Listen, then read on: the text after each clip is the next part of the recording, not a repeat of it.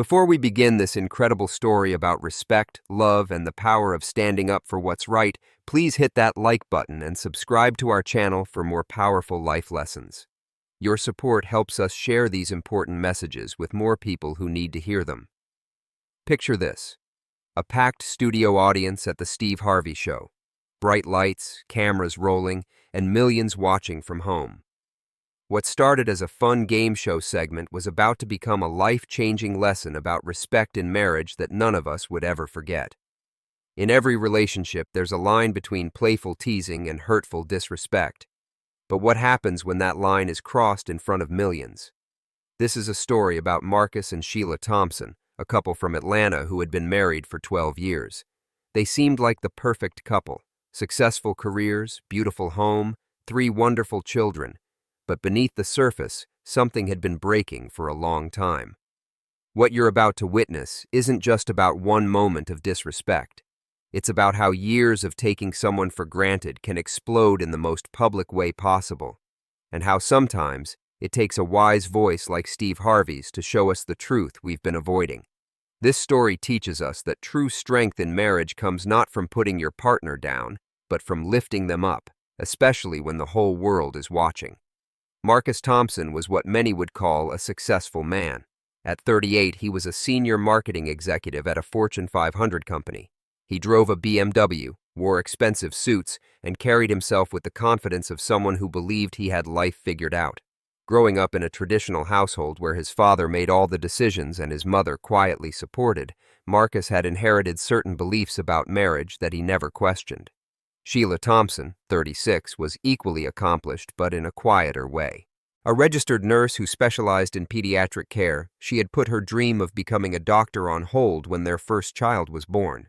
She managed their household, raised their 3 children, Maya, 10, Marcus Jr., 8, and baby Sophia, 3, and still worked part-time at the local children's hospital. But over the years, something had changed in how Marcus saw her contributions. The signs had been there for years. At dinner parties, Marcus would interrupt Sheila mid-sentence, finishing her stories as if she couldn't tell them properly. When she shared her opinions about current events or finances, he'd pat her hand and say, "That's cute, baby, but let me explain how it really works." Their friends noticed, but nobody said anything. After all, they seemed happy enough, right? Sheila had learned to smile through these moments. She told herself it was just Marcus's way, that he didn't mean to be dismissive. She remembered the man who had courted her in college, thoughtful, respectful, hanging on her every word.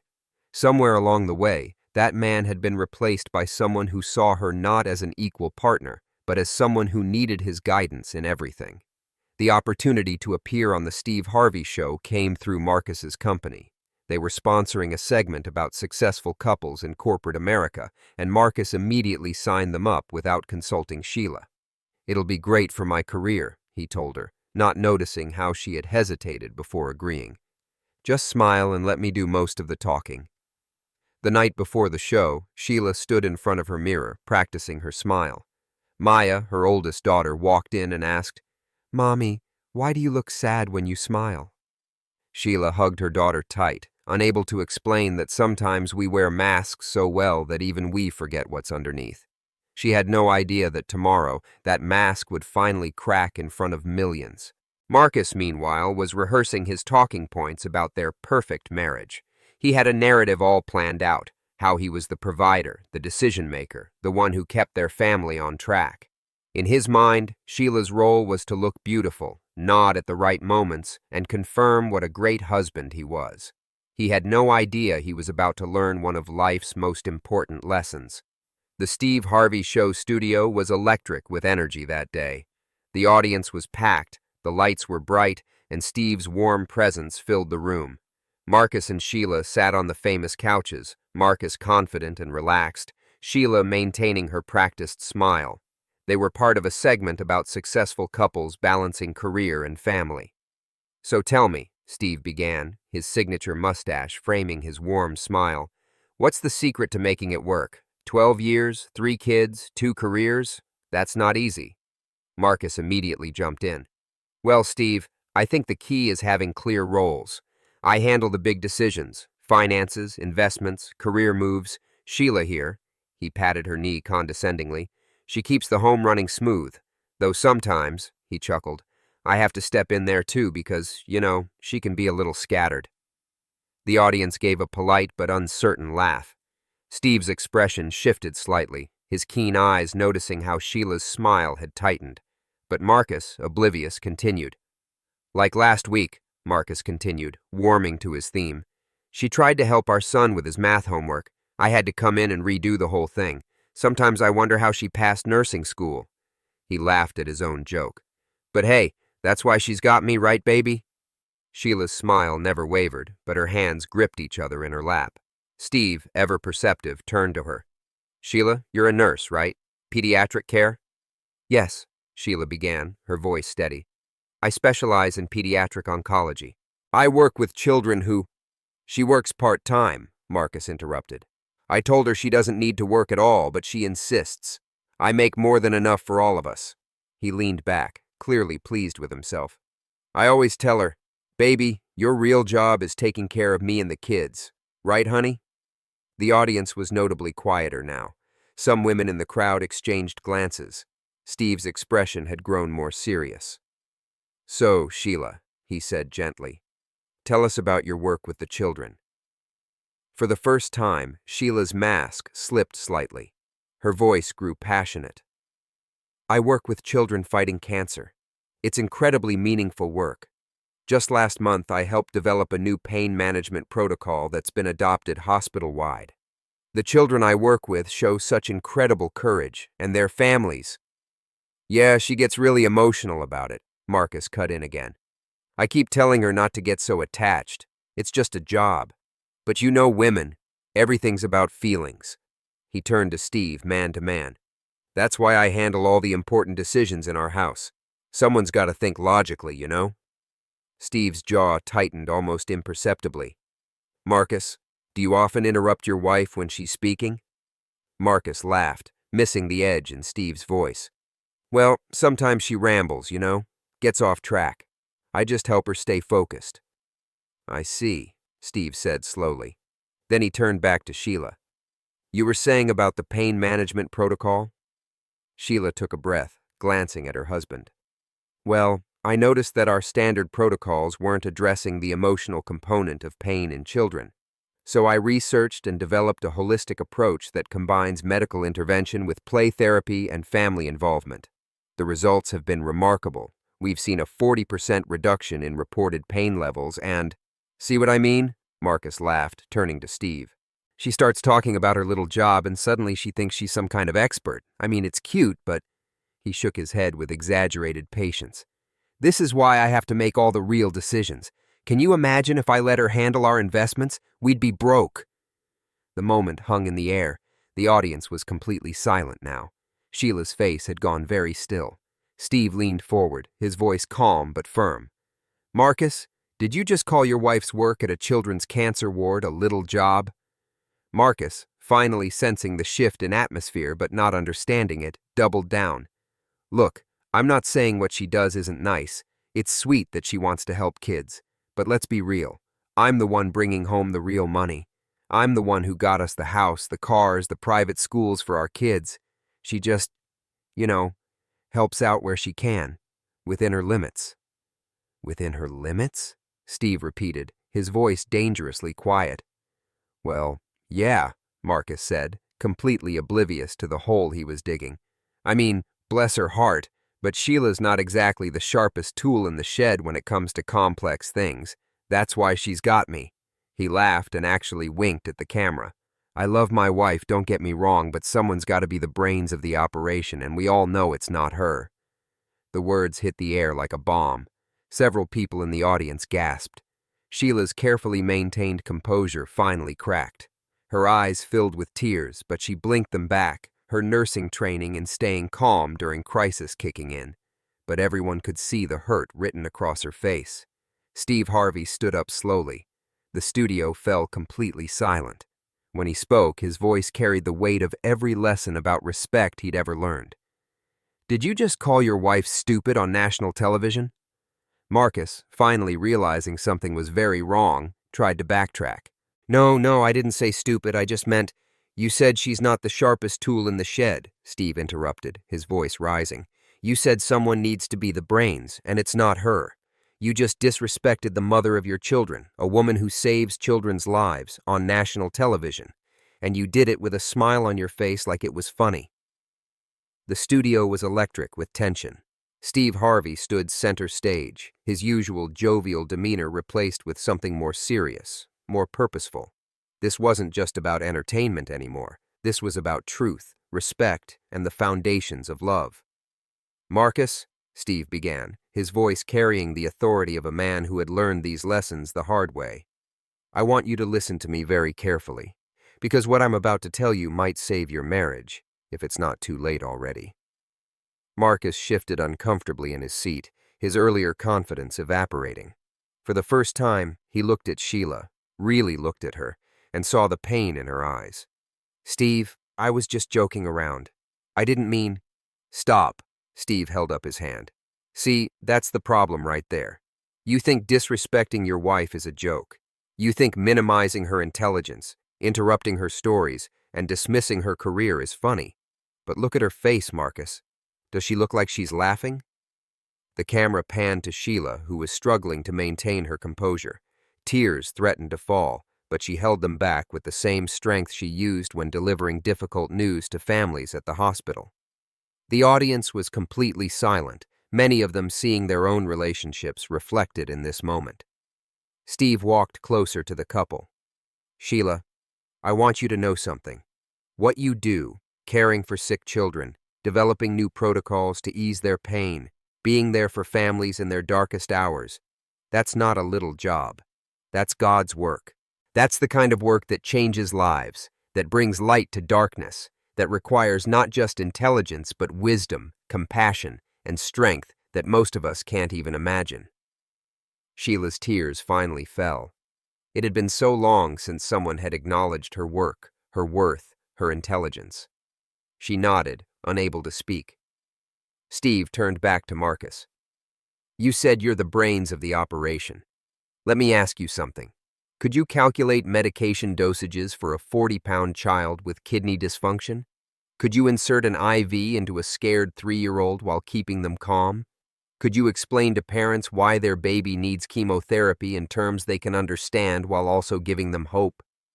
Marcus shook his head slowly, the reality beginning to dawn on him. Your wife does that every single day, Steve continued. She literally holds life in her hands. She comforts the terrified, heals the sick, and brings hope to the hopeless. And she does it while raising your 3 children, managing your household, and putting up with your disrespect. If that's not sharp, if that's not brilliant, then I don't know what is. The audience burst into spontaneous applause. Several women were wiping away tears, but Steve wasn't done. You know what your real problem is, Marcus? You're so insecure about your own worth that you have to tear down the person who loves you most. You think making money makes you superior, but let me tell you something. Any fool with a degree can make money. Not everyone can save lives. Not everyone can raise good children. Not everyone can love someone who constantly disrespects them. Marcus's face had gone pale. His eyes darted between Steve and Sheila, seeing the truth reflected in both their faces. I didn't realize. No, you didn't, Steve agreed. Because you were too busy listening to yourself talk to hear what your wife was trying to say. You were too busy being the man of the house to be a partner. You were too busy putting her down to lift her up.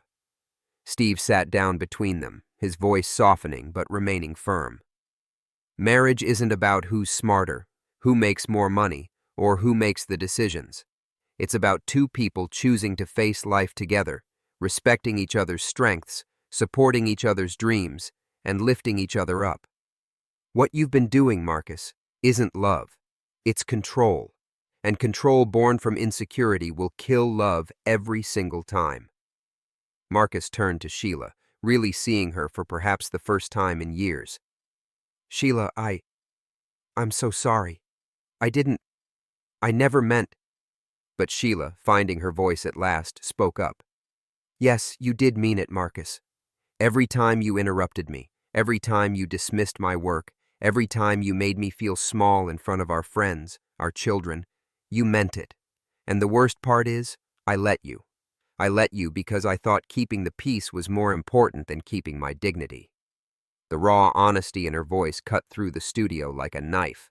This wasn't just about one couple anymore. This was about every relationship where one person's light was dimmed so the other could shine brighter.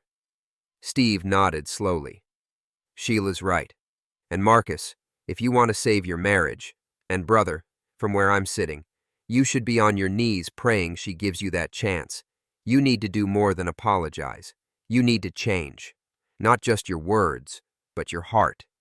You need to see your wife not as someone beneath you, but as someone beside you. Equal, valuable, brilliant in her own right."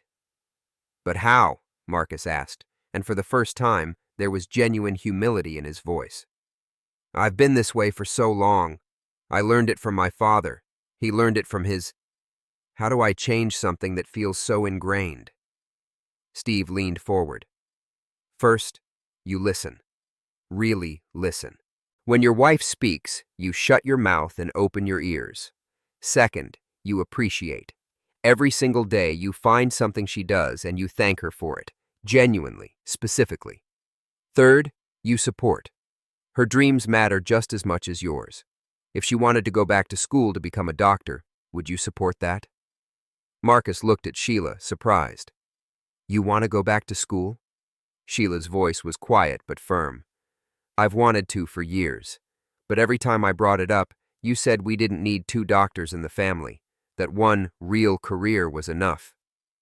The pain in her voice was evident, and Marcus's face crumbled. The full weight of his behavior, years of dismissal and disrespect, crashed down on him. In front of millions of viewers, this successful executive was reduced to what he truly was, a man who had nearly lost everything that actually mattered. "Fourth," Steve continued, "you get help, counseling, therapy, whatever it takes, because these patterns, passed down from generation to generation, they don't break easily, but they must be broken. For your sake, for Sheila's sake, and especially for your children's sake. Your daughter is watching how you treat her mother, and that's teaching her what to expect from men. Your sons are watching too, learning how to treat women. What legacy do you want to leave?" The mention of their children seemed to hit Marcus harder than anything else. His voice broke. "I don't want my sons to be like me. I don't want my daughter to marry someone like me." "Then don't be like you anymore," Steve said simply. "Be better. It's not too late, but brother, you are standing at the edge of too late. This moment, right here, right now, this is your wake-up call. The question is, are you going to answer it?" The studio audience sat in profound silence, many wiping away tears. What had started as a typical show segment had transformed into something much deeper, a mirror held up to countless relationships, a moment of truth that resonated far beyond the studio walls. Steve Harvey stood up, addressing not just Marcus and Sheila, but everyone watching. "You see, folks, what happened here today isn't unique. This plays out in homes across America, across the world, every single day. Partners diminishing each other, taking each other for granted, forgetting that love is a verb. It's something you do, not just something you feel." He walked to the front of the stage. "How many of you recognized yourself in this story? How many of you have been the one interrupted, dismissed, made to feel less than? And how many of you have been the one doing the interrupting, the dismissing, without even realizing the damage you were causing?" The camera panned across the audience, showing faces filled with recognition, regret, and resolution. This wasn't just Marcus and Sheila's story anymore. It had become a catalyst for self-reflection. Back on the couch, Marcus had taken Sheila's hand. She hadn't pulled away, but she hadn't squeezed back either. The work of rebuilding trust would take more than a moment of realization, more than public apologies. It would take consistent action, daily choices, and a fundamental shift in perspective. "Sheila," Steve addressed her directly, "I want you to know something. Your willingness to speak your truth today, to stop hiding behind that smile, that took incredible courage. And that courage is going to inspire countless other people to demand the respect they deserve. You didn't just stand up for yourself today. You stood up for everyone who's ever been made to feel small by someone who was supposed to lift them up." Sheila nodded, her voice stronger now. I stayed silent for so long because I thought that's what a good wife does. I thought keeping the peace was more important than keeping my self-respect. But I realize now that by allowing myself to be diminished, I was teaching my daughter that it's okay to be treated that way. That ends today. The audience erupted in applause. Women stood up, men nodded in recognition, and the energy in the room shifted from tension to transformation. Marcus spoke up, his voice humble. I want to make a commitment right here in front of everyone. Sheila, I commit to going to counseling, both on my own and with you if you'll have me. I commit to learning how to be a true partner, not a boss. I commit to supporting your dreams, including medical school if that's still what you want. And I commit to showing our children, through my actions, what real respect looks like.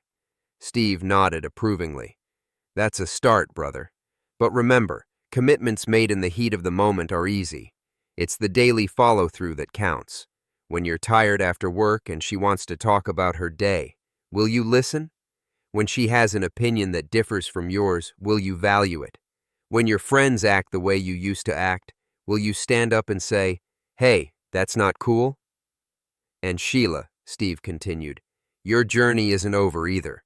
Learning to require respect after years of accepting less than you deserve, that takes practice too. You'll need to find your voice again and again, to set boundaries, to believe in your own worth even when old patterns try to resurface. The couple sat there, the weight of the work ahead of them palpable. But for the first time in years, there was also hope. Not the false hope of pretending problems don't exist, but the real hope that comes from facing truth head on. Steve addressed the audience one final time. Let me leave you with this. In every relationship, you have a choice.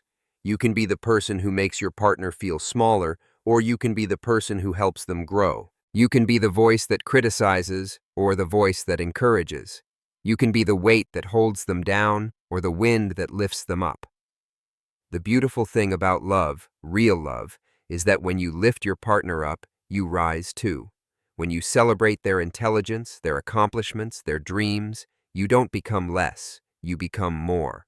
More loved, more respected, more connected to the person you chose to do life with. He paused, letting his words sink in. So I'm challenging everyone watching this. Look at your relationship. Are you building up or tearing down? Are you encouraging dreams or crushing them? Are you showing your children what respect looks like? Or are you perpetuating patterns that should have ended generations ago?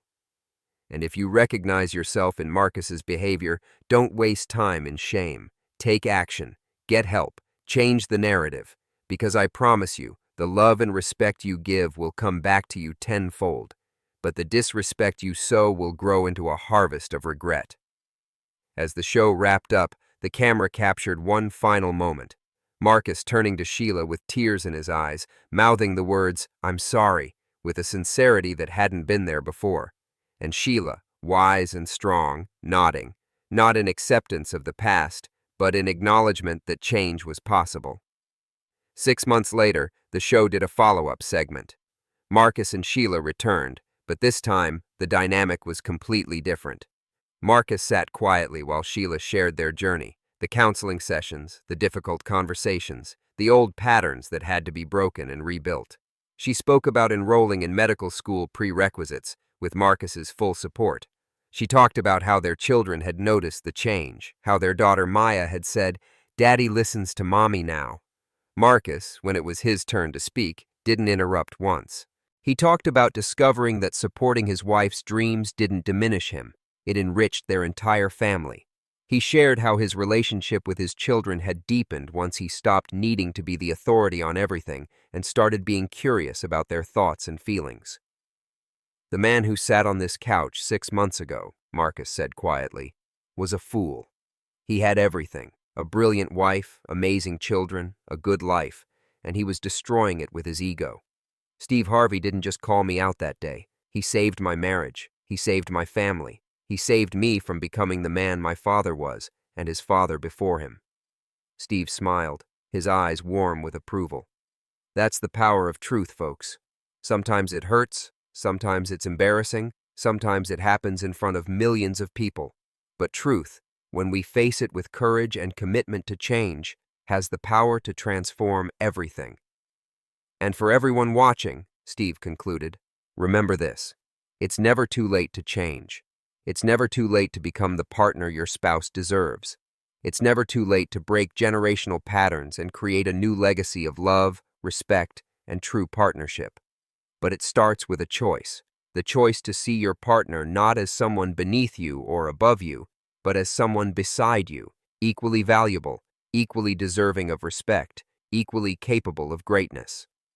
The show ended with a standing ovation, not for Steve, not for the entertainment value, but for the truth that had been spoken and the transformation that was possible when people chose love over ego, respect over control, and partnership over domination. Call to action. If this story touched your heart or opened your eyes, please like this video and subscribe to our channel. Share it with someone who needs to hear this message. Remember, every relationship has the power to be transformed when we choose respect, understanding, and genuine partnership. Your support helps us spread these important messages to more people who need to hear them. Hit that notification bell so you never miss a story that could change your perspective on love, relationships, and what it truly means to honor the person you've chosen to do life with. Together, we can break negative patterns and build relationships based on mutual respect and love. Remember, true love doesn't diminish, it elevates. True partnership doesn't control, it celebrates. And true strength isn't shown in putting others down, it's shown in lifting them up every single day.